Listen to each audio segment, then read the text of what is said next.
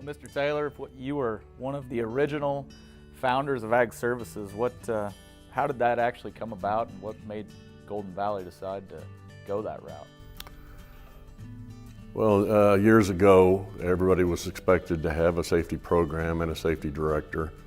I think everybody just went into their operations and appointed somebody within the operations to be their safety director.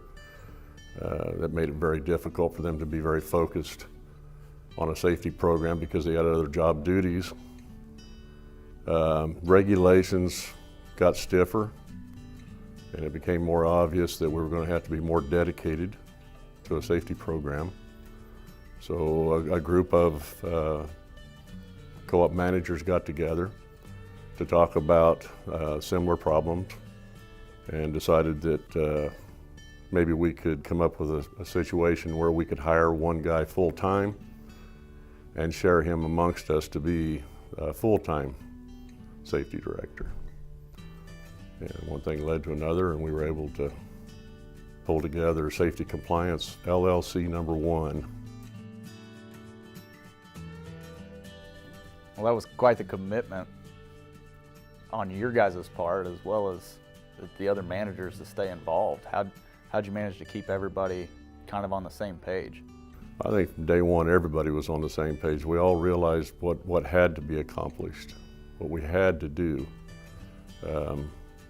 We all realized if we was going to do this, we had to be 100% committed to the program in order for it to work.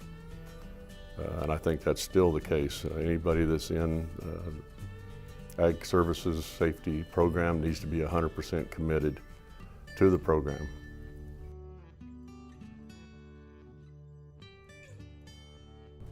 Now, a lot of people in the ag industry, they have what I would consider to be a compliance type program, but here at Golden Valley, you guys have really focused on a safety program. Can you tell me how you managed to do that? Like I said, you have to be 100% committed to the program or it won't work. I always make it very clear to our employees that the safety director has the power when they go through and try to educate them on a safer way of doing something. They need to do that. We do not have a safety budget. If there's something that needs to be purchased or change needs to be made in our operations, we do it. I don't think you can put a budget on employee safety. I know you've had multiple safety directors through the years, and every one of them that's come through here brags about the cleanliness of your two elevators. Can you talk how you've managed to keep those elevators as clean as possible and as efficient as they are? That's a good employee commitment, and that comes from correct education, correct training through the safety program. It also you have to be all in, and it has to start at the top. Our board of directors is very committed to the safety program, as is management at all levels. It's just a matter of teaching them how to do it the right way. They can do it the right way just as easy as they can do it the wrong way. It's just the right way is better. I know you talked at one point that you had shown a safety video to your two, in particular, your elevator men, and that convinced them early on that they needed to keep their elevators clean. How'd you do that? They had pretty good knowledge of the elevator business and what they were supposed to do, but they needed some more training, so I brought them in and showed them the dust explosion video, and that did it. That scared them. That scared them so bad that they just do not allow any dust of any kind to accumulate anywhere. Leads to pretty clean elevators. Again, a commitment on their part. What do you feel that Golden Valley does best in terms of safety? Promote it all the time. It has to be the biggest thing on everybody's mind when they come to work. You have to do your work safely so you can go home. What kind of commitments has the company made to the safety program? At all levels. We do extensive training. The training never ends. It's ongoing. Like I said, the board of directors is extremely committed to the program. We make sure that all of our employees get correct safety training when they are hired. There's an orientation process. They have to pass testing. We don't, like I said, we do not budget for safety. We spend whatever money it takes to keep everything safe. And any new projects that we do, you always focus on the safety side of it to make sure that's going to be done. The completed project will be correct. Well, as you know, there's a lot of turnover in the cooperative world as well as just ag business in the CEO position, and we're seeing a lot of younger or newer managers coming up. What advice would you give to them in terms of when they say they can't afford to purchase new safety equipment or make the investment in employees' time for training, as an example? You can't afford not to invest. We have had a fatality. It was truly an accident, not due to safety. But if they live through one of those, I think they'll understand that you cannot afford not to invest in safety. You want your employees to go home at night. And that's a very hard thing when you have to meet with somebody's widow to tell them that their husband's not coming home anymore. I can't imagine doing that. It's pretty hard.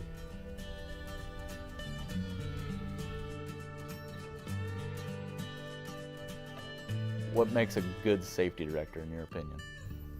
Good question. I don't know what it takes, but I know that we've always been blessed with good safety directors. I've met an awful lot of them through the Ag Services program, and they're all of them excellent. So what convinced you to stay with the program this long? It's a necessary program. It's something that we have to have. It's something we can't replace. And it's been very successful, very successful. What other things should we know about Golden Valley's safety program that you haven't shared with us yet? It never ends. And no matter how safe you think you have your operations, there's always something else. You have to always keep looking, always be willing to make changes, because it never stops. On that note, that seems to be a level of frustration for a lot of management as well as safety directors.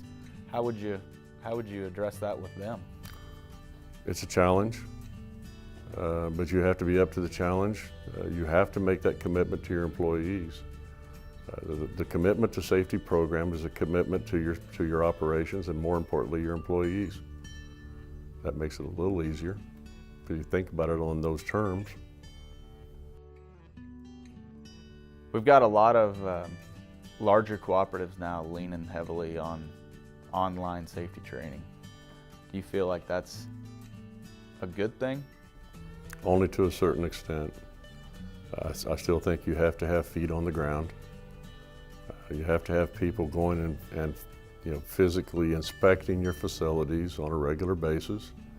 You have to have personal contact with the employees to visit with them and provide the necessary training. If you don't have feet on the ground, you don't really recognize what needs to be trained. You mentioned that your board is very well adept in the safety program and they're behind it 100%. How did you manage to convince them to do that? I think some of it's because we were one of the people that started it. I think they're very proud of that, but I think also the management commitment brings the board across, and I think they come to realize exactly just how important it really is to have a good, safe program here. This year marks the 20th year of Ag Services. Did you think it would last as long as it has? Yes, but I never dreamed that it was ever going to grow to the size that it is. We started Safety Compliance Committee #1. I don't think we any more than just barely got it up running, and there was 2 more groups already forming. I'd like to thank KFSA for all the help that they've given us over the years with the safety program. If it hadn't been for KFSA helping us get it off the ground in the first place, I don't know if it would have ever survived. Scott Anderson was the first one to head up the program. I think he's done an excellent job, and I want to thank him. I'm pretty proud of the safety program. It's done everything we asked it to do. It's grown much bigger than we ever dreamed it was going to be. I think it's probably one of the best there is in the country. And obviously, because I think we've been recognized many times by industry. It's done everything we ever asked it to do, and I want to thank you all.